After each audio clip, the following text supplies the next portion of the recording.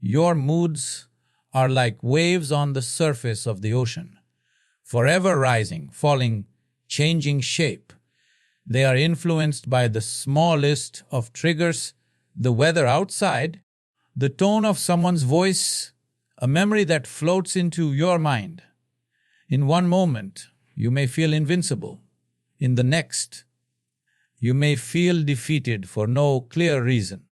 If you try to build your life based on these ever-shifting waves, you will constantly be rearranging your direction, like a sailor who keeps changing course every time the wind changes. Second paragraph, a plan, however, is like the ocean floor, solid, steady, unmoved by the turbulence above. It exists beneath the surface drama, grounded in clarity and purpose. Your plan is not meant to change every time your feelings do. It is meant to guide you through those feelings. The purpose behind the plan should be strong enough that even when the emotional weather turns stormy, you can still navigate without losing your way.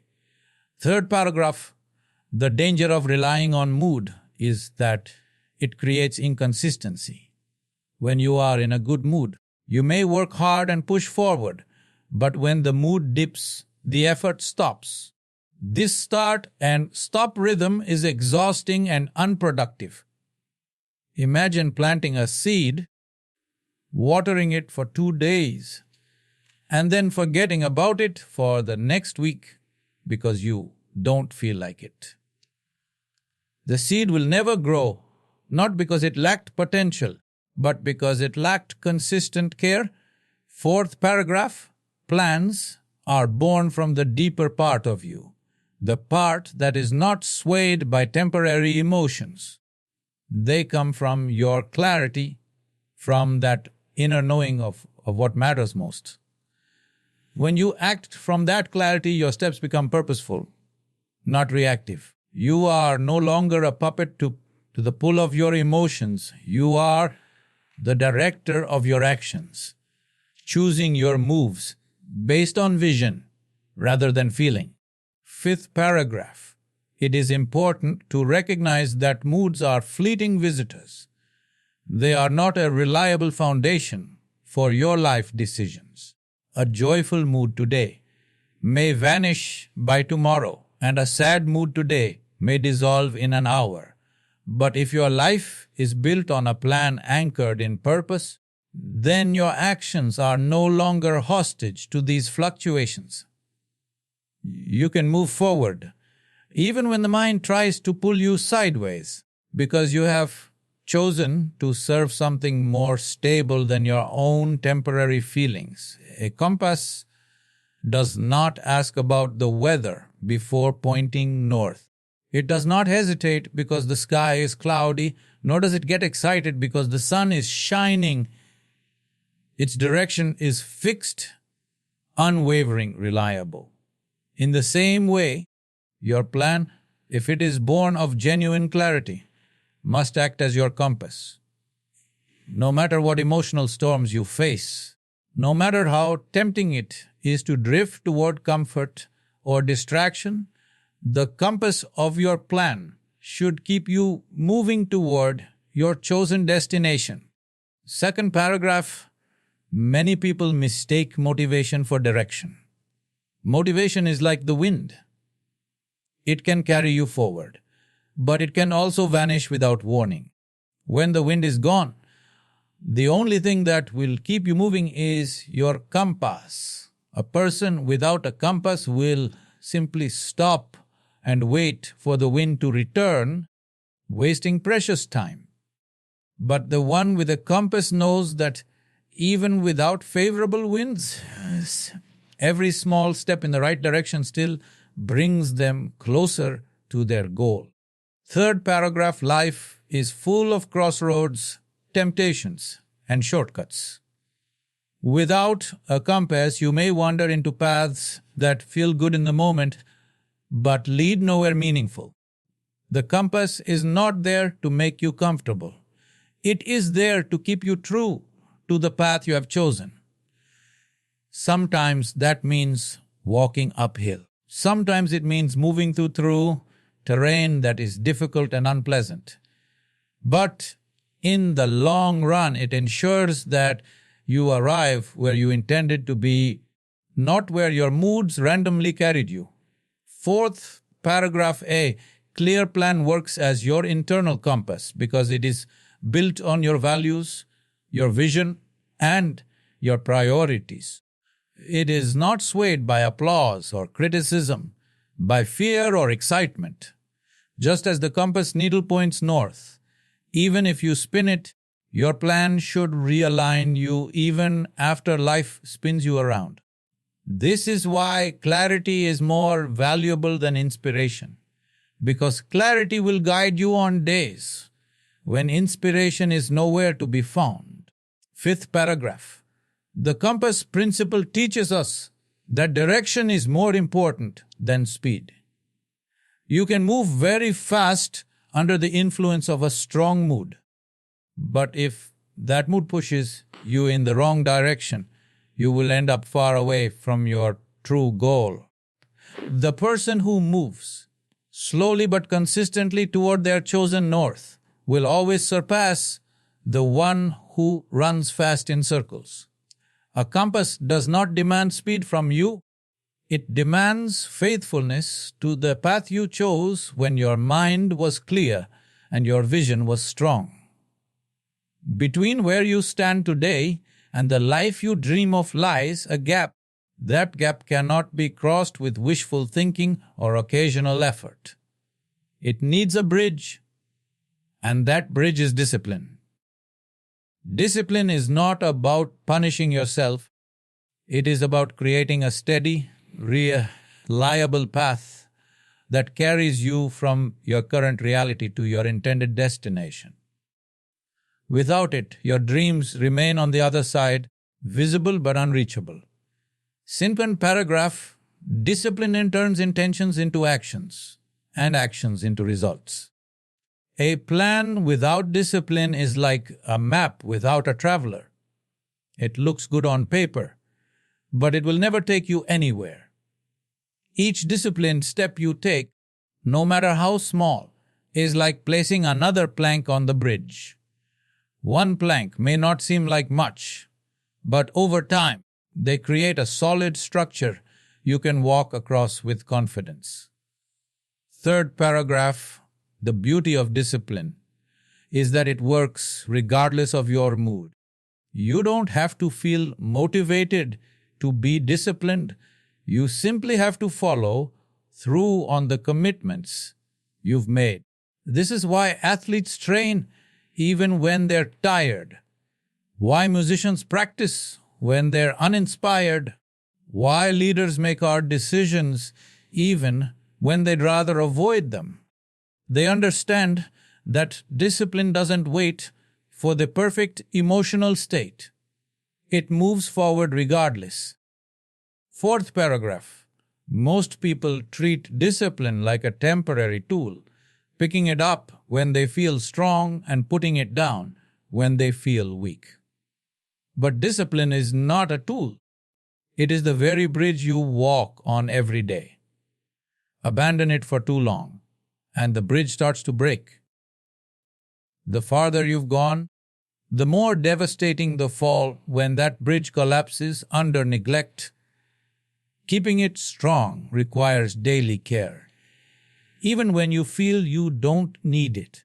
Fifth paragraph, think of discipline as the commitment you make to your future self.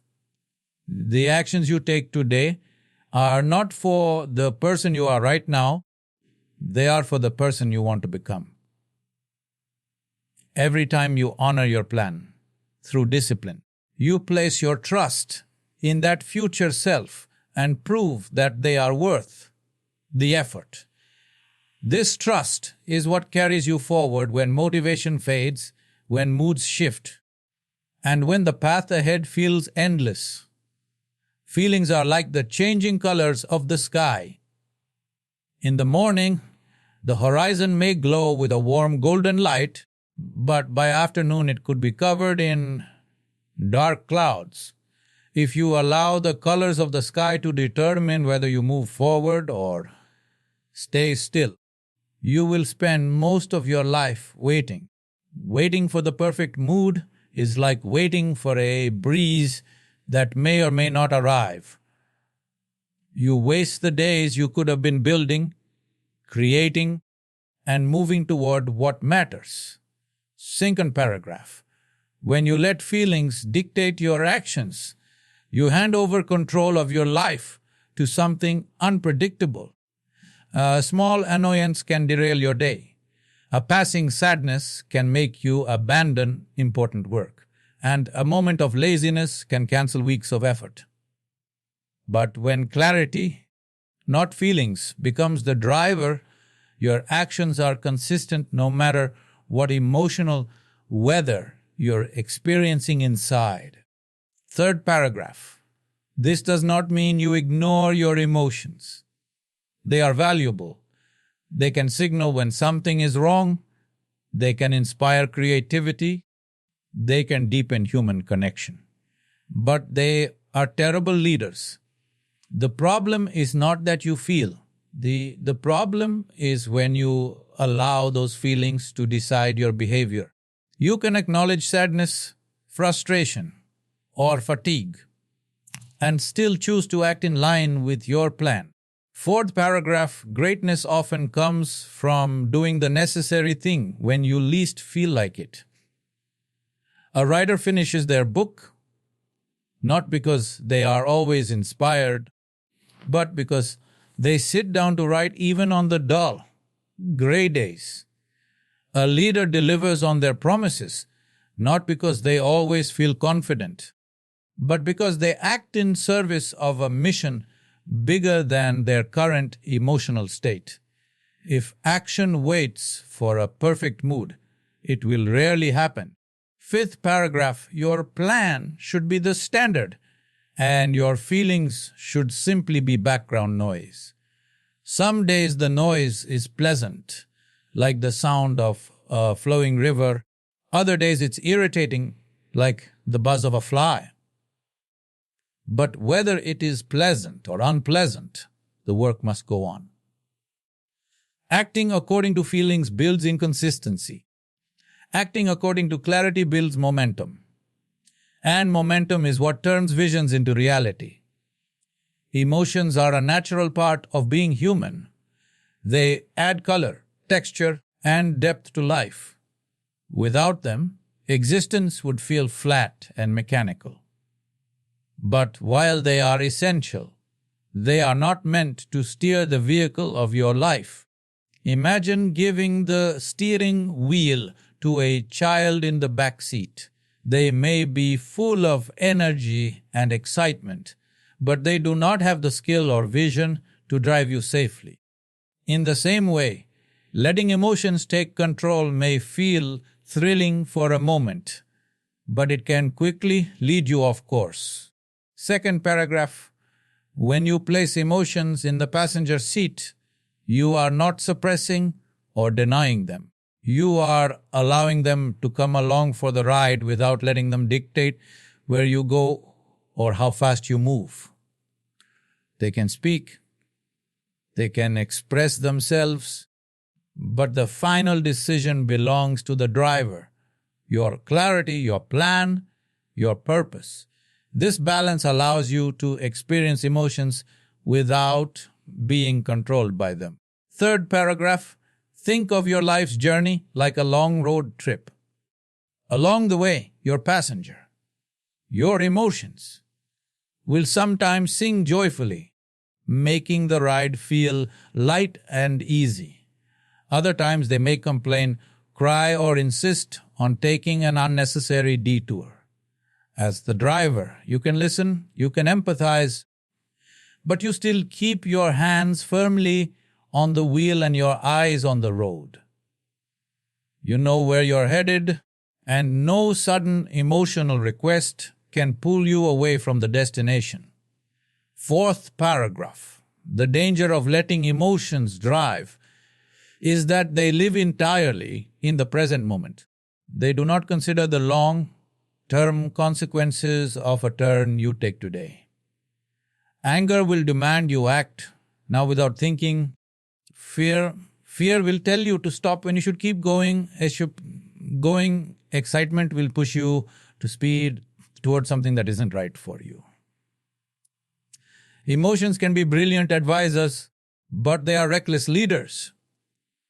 By keeping them in the passenger seat, you take their input, but not their orders. Fifth paragraph, this approach requires self-awareness. You have to notice when your emotions are trying to grab the wheel. You have to recognize the subtle ways they influence your thoughts, your words, and your choices. Sometimes they will be persuasive, making their detours sound reasonable. But when you know your destination clearly, it becomes easier to smile at them. Thank them for their enthusiasm and keep driving in the direction you originally set out to go.